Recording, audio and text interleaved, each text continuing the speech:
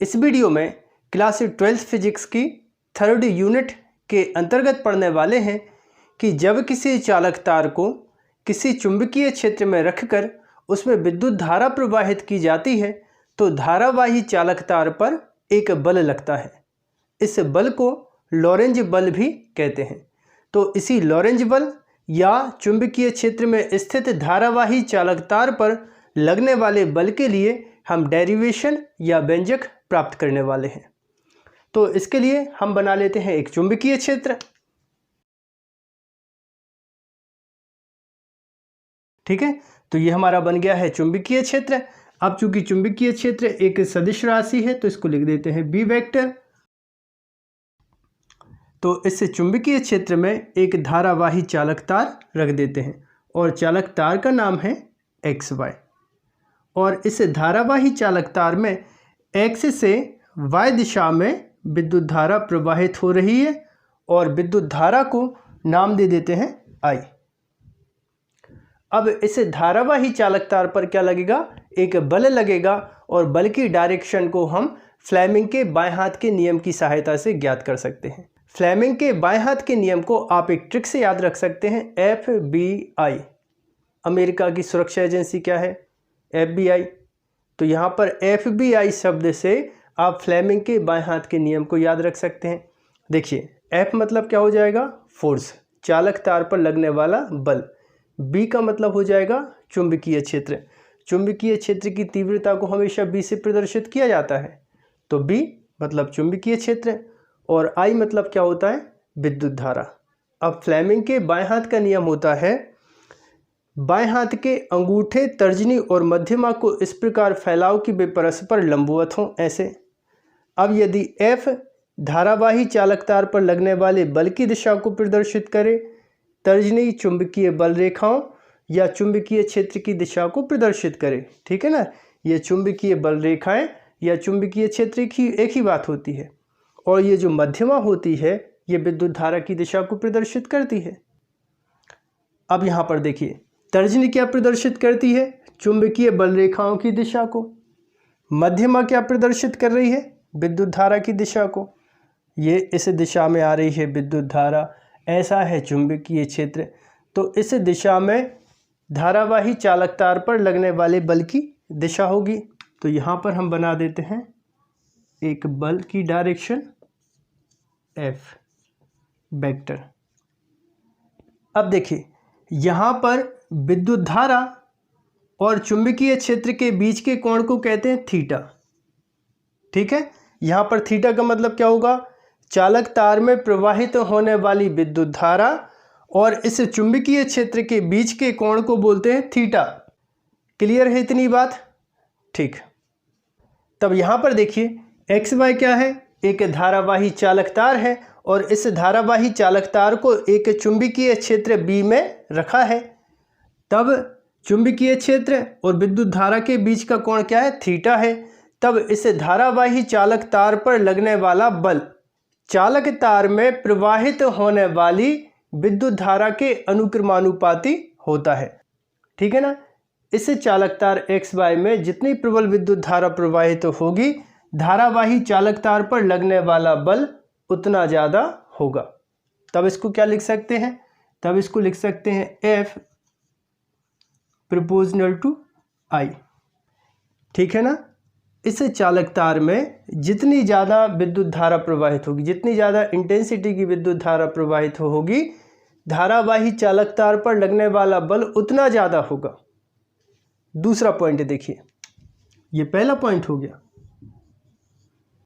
ठीक है, दूसरा पॉइंट देखिए, धारावाही चालक तार की लंबाई के अनुक्रमानुपाती होता है कौन?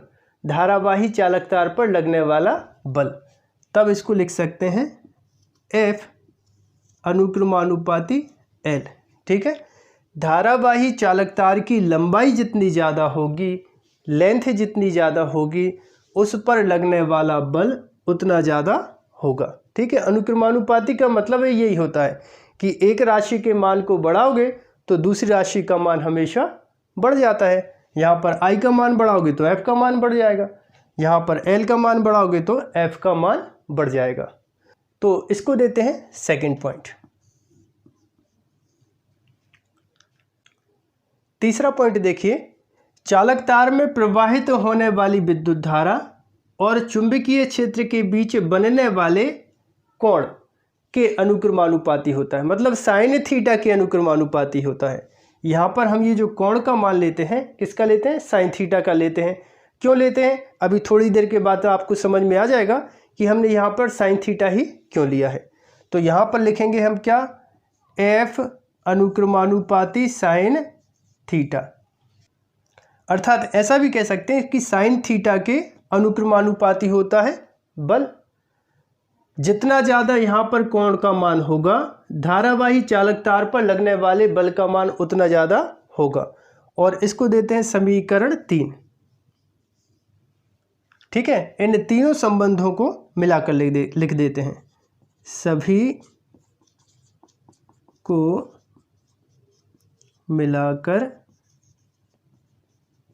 लिखने पर तब कितना हो जाएगा? एफ अनुक्रमानुपाती I L B sine theta. ठीक है, अब यहाँ पर देखिए, जब भी हम अनुक्रमानुपाती का साइन हटाते हैं तो क्या आ जाएगा? एक कांस्टेंट आ जाएगा। तब आ जाएगा ये एफ बराबर के I L B sine theta, जहाँ के एक अनुपातिक नियतांक है और एसआई पद्धति में इसका मान होता है 1। तो के इक्वल कितना लिख दें? 1 लिख दें। यहाँ पर ये जो कांस्टेंट लिया है, इस कांस्टेंट का मान कितना है? 1। किस पद्धति में? एसआई पद्धति में। तब धारावाही चालक तार पर लगने वाला बल होगा एफ बराबर I L B sine theta. तो ये क्या है? जब किसी धारावाही चालक तार को किसी चुंबकीय क्षेत्र में रखकर विद्युत धारा प्रवाहित की जाती है तो इसे धारावाही चालक तार पर क्या लगता है? बल लगता है। और ये बल के लिए क्या है? व्यंजक है या डेरिवेशन है। ठीक है, तो वीडियो को पॉज करें और यहाँ तक नोट कर लीजिए।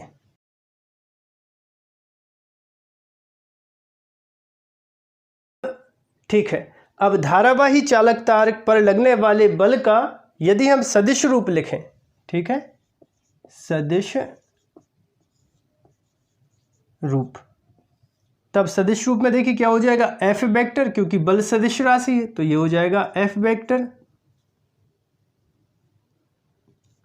बराबर, अब क्या ले लें? आई। तो यहाँ पर आई मतलब हो जाएगा विद्युत धारा। तो विद्युत धारा कैसी राशि है? अदिश राशि है। अब क्या है? एल। तो इस एल की जो लंबाई आपको लेना है वो लेना है आपको सदिश, मतलब जिस दिशा में विद्युत धारा आ रही है उसी दिशा में इसकी दिशा अपन को लेनी है। तो ये हो जाएगा एल वेक्टर। फिर कितना है? चुंबकीय क्षेत्र की तीव्रता कैसी राशि है? सदिश राशि है, तो कितना लिख दें? B vector. और साइन थीटा के लिए क्या लगा दें? क्रॉस लगा दें। तब ये हो जाएगा एफ वेक्टर इक्वल आई और ब्रैकेट में L vector cross B vector.